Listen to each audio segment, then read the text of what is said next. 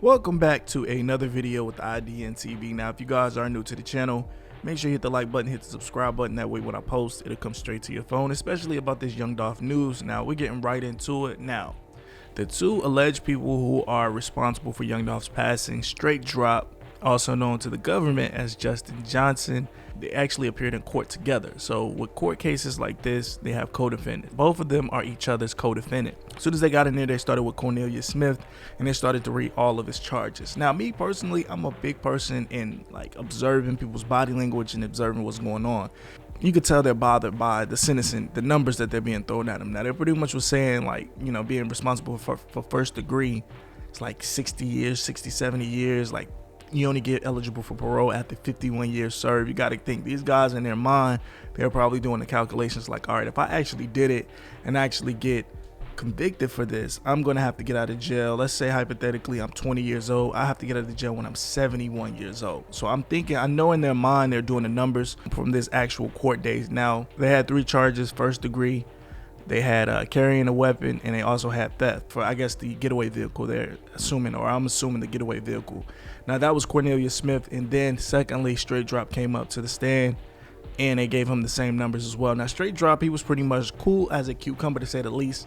I don't know, I think he's trying to stick to the code, or maybe just have that facade that, you know, he's big bad, and, you know, this doesn't faze him. But like I said, when the judge tell you get 51 years minimum, if they find you guilty and you actually did it, I know their hearts are bumping out their chest. I know their brains are going everywhere. Even though on the outside they're looking like, you know, it is what it is. It's just another walk in the park. I know what's going on. It doesn't look good for these guys. Now, the judge asked both of these defendants, they wanted to know, did they have any lawyer representation?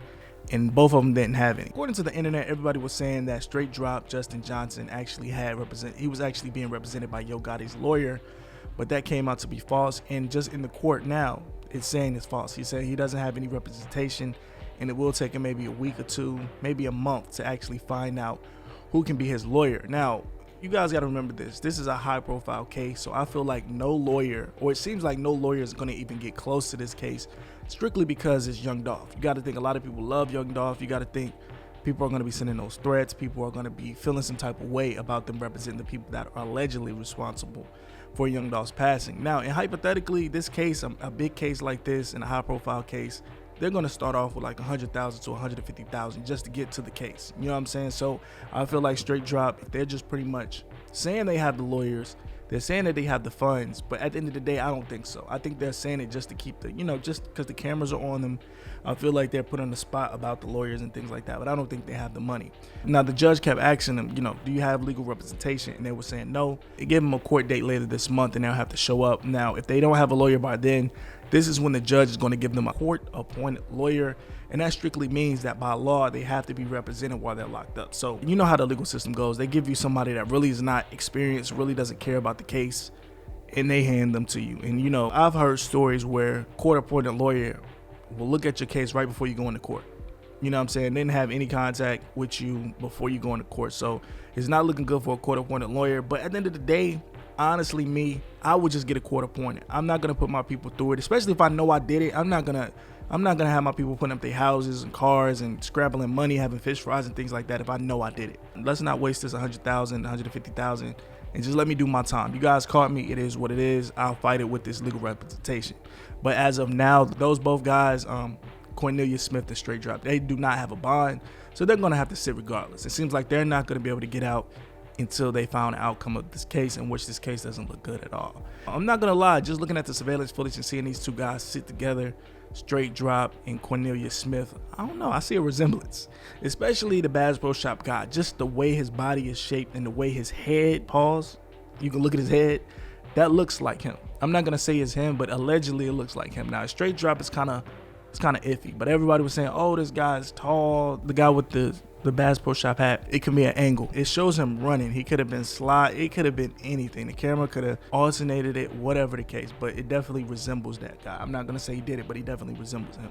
Now, everybody is saying, man, these two guys, they've been sent. It's a bigger power. It's a bigger somebody else that had beef with Dolph. That could be true, but me personally, let's put our common sense on. Straight Drop is known to be a shooter, and he was wearing a PRE charm as a taunt. Now, he was associated with young Dolph and PRE at one point. So why would somebody, you know, put him up to that? I don't think so. And maybe it is. Maybe we're making it a little bit more than what it is. But I'm just going off of the black and white. Street people do things like this for less. So it just so happened that Young Dolph's a celebrity in a high-profile case, and they got caught that way. I highly think if this was somebody else, maybe just somebody in Memphis that was just a D-boy, because it happens all the time, and they got shot up at a cookie shop, I don't feel like they would have got caught, if that makes sense. If you guys understand what I'm saying, let me know in the comments. But like I said, the internet, man, people submitted over 500 tips for Young Dolph. So high profile, you know, it's definitely Dolph, you know, him being a celebrity definitely helped that case. Now, will these guys get life, or are these guys going to actually take life from the judge, or they're going to start talking on their people? Now, me personally, I know if the judge come to me and he be like, look, you're going to get about 50 to 60 years. If you did it and I know I did it, I'm going to have to snitch. Ain't no possible way I'm staying till I'm 70 years old. And you got to think the average life expectancy for a black male is around 65, 63.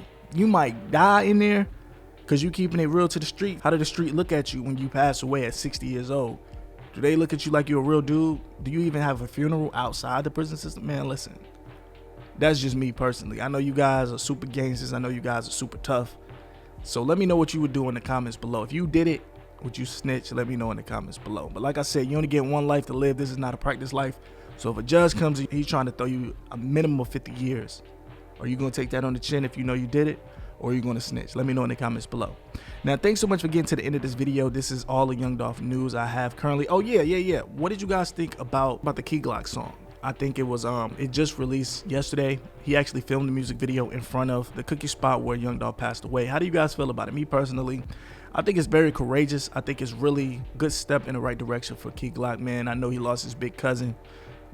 So yeah, let me know how do you feel about this in the comments. If you guys haven't checked out the video, make sure you check it out and be on the lookout for Young Dolph's and them Long Live Dolph album release. So make sure you guys check it out, man. I'm at the end of the video. IDM, make sure you subscribe, smash that like button, man. I really appreciate it. I will catch you guys in the next video. Signing out.